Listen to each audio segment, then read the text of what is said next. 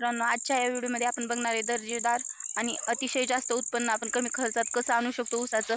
त्यासाठी आपला video skip न करता शेवटपर्यंत बघा आणि चॅनलला नवीन पहिल्यांदाच आला असाल तर व्हिडिओला लाईक आणि चॅनलला सबस्क्राईब जरूर करा. आणि सोबतच आपल्या चॅनलवरचे पाठीमागचे हे व्हिडिओ बघा, त्यामध्ये शेतीची बरीच माहिती तुम्हाला मिळू शकते. तर आपण उशीर न करता व्हिडिओला सुरुवात करूया. सगळ्यात पहिली गोष्ट म्हणजे आता उन्हाळा चालू आहे, म्हणजेच खोडं ऊसासाठी खूप महत्त्वाचा आणि योग्य काळजी घेण्याचा पिरियड चालू आहे. आपण काय करतो, सुरुवातीला ऊस लागवड करत असतो. ती लागवड झाली आपली दिवाळीमध्ये होते जवळपास, आणि वर्षाच्या आसपास 9 महिने ते 12 महिन्याच्या आसपास किंवा 1.5 वर्षांनी सुद्धा काही लोक ऊस तोडून पाठवतात. ज्याच्या त्याच्या हिशोबाने असतं ते. आणि त्याच्यानंतर आपण ऊस खोडवा म्हणून धरतो. त्या ऊसासाठी आपण खताचं कुठलं व्यवस्थापन केलं पाहिजे किंवा पाण्याचं कसं व्यवस्थापन केलं पाहिजे, आणि ते सोडूनही दुसऱ्या कोणत्या गोष्टी केल्या पाहिजे की जेणेकरून आपले कष्ट कमी होतील आणि खर्च कमी होईल, उत्पन्न जास्तीत जास्त मिळेल. ते सगळं आपण सविस्तरपणे बघणार आहे. त्यातली पहिली गोष्ट म्हणजे ज्यावेळेस आपण ऊस तोडून लावतो त्यावेळेस बरीच लोक काय करतात की ऊसाचं पाचट जाळून टाकतात. ते अजिबात जाळायचं नाही. त्यासाठीचे फायदे पण आपण पाठीमागे एका व्हिडिओमध्ये बघितलेले आहेत. तर त्यामधली पहिली गोष्ट, अशा पद्धतीने आपण पाचट राखायचं. जर जमलं तर कुट्टी करून घ्यायची, नाही जमलं तर आहे असं राखायचं. पण हे पाचट उचलून टाकायचं नाही किंवा जाळायचं नाही. अजिबात इकडे तिकडे सारायचं नाही. त्याने काहीही फरक नाही होत मुळ्या फुटायला किंवा फुटवे वाढायला. त्याचबरोबर दुसरी महत्त्वाची गोष्ट म्हणजे ज्यावेळेस आपण ऊस तोडून पाठवत असतो त्यावेळेस उन्हाळा लागलेला असतो. त्याच्यानंतर थोड्या 1-2 महिन्यामध्येच, त्यामुळे आपण काय करायचं, कधी पण ड्रीप टाकून द्यायची, म्हणजे पाण्याची सुद्धा बचत होती आणि कष्टही कमी होतात, गवत कमी होतं. त्यानंतर पावसाळ्याच्या सुरुवातीला ज्यावेळेस आपण त्याला शेणखत टाकतो त्यावेळेस सरीच्यामध्ये भरपूर शेणखत भरून घ्यायचं. जर शेणखत नसेल तर आपण वर खताचा एखादा डोस चांगल्या पद्धतीचा हा पाऊस पडायच्या आधी दिला पाहिजे. आणि नंतर ऊस बांधून घेतला पाहिजे. म्हणजे काय होतं, माती ॲड केलेलं खत हे लवकर लागू होतं आणि जास्तीत जास्त फायदा त्याच्यातून मिळतो. ते पूर्ण आपल्या ऊसापर्यंत पोचतं. त्यासाठी आपण खतं कोणती वापरली पाहिजे.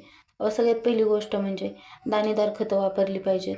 जे जास्त दिवस म्हणजे ऊस हे जास्त दिवसाचं पीक आहे, जास्त दिवस चालणारी खतं असायला पाहिजेत. आणि त्याच्याच सोबत ड्रीपमधली सुद्धा खतं वापरली जातात. काय आपण आज जो खताचा डोस मातीतून दिला जातो तो बघणार आहे. त्याच्यामध्ये आपण 10-26-26 घेतलं पाहिजे, 24-24-08 घेतलं पाहिजे, आणि सोबतच युरिया आणि फॉस्फेट, सिंगल सुपर फॉस्फेट घेतलं पाहिजेत. तर ते प्रमाण एकरी 2-2 गोण्या प्रत्येक ह्याच्या घ्यायच्या, आणि युरियाची 1 गोणी घ्यायची, म्हणजे 1 बॅग घ्यायची, आणि ते पूर्ण आपले सरीच्यामध्ये सगळीकडे सारखे टाकून घ्यायची. आणि त्याच्यानंतर ऊस बांधून घ्यायचा. ऊस बांधल्याच्या नंतर त्याला पावसाळ्यात भरपूर पाणी भेटतं आणि ते खत लवकरात लवकर विरघळायला सुरुवात होते आणि आपल्या ऊसाची ग्रोथ चांगल्या पद्धतीने लवकरात लवकर वाढते.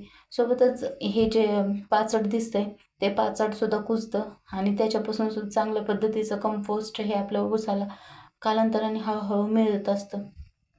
तर आत्ता सांगितलेली सगळी खतं ही ऊसाच्या पिकामध्ये चांगली ग्रोथ होण्यासाठी आणि ऊस लवकरात लवकर जास्तीत जास्त उत्पन्न देण्यासाठी ही महत्त्वाची ठरतात. सोबतच ऊसामध्ये पाणी पण भरपूर मोठ्या प्रमाणात असतं, त्यामुळं पाणीसुद्धा पुरेसं मिळणं गरजेचं असतं. त्यामुळे ही खतं टाकताना पावसाच्या तोंडावरती टाकायची, जेणेकरून त्याला भरपूर पाणी मिळेल आणि लवकरात लवकर ती ऊस खतं अपटेक करण्याचा प्रयत्न करीन आणि चांगल्या पद्धतीने त्याची वाढ होईल.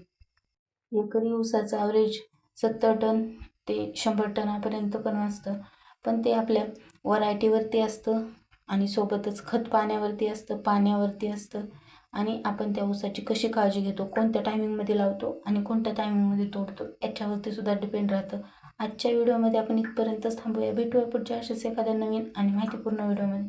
तोपर्यंत आपल्या चॅनलवरचे पाठीमागचे व्हिडिओ बघा आणि उत्तम पद्धतीने शेती करा. सोबतच व्हिडिओ शेवटपर्यंत बघितल्याबद्दल धन्यवाद. आणि ऊस जर तुमच्याकडे असेल तर तुम्ही कोणती खतं वापरता ते सुद्धा कमेंटमध्ये जरूर कळवा.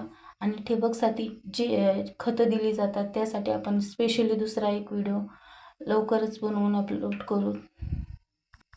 तोही तुम्ही बघा, त्याचाही नक्की फायदा होईल.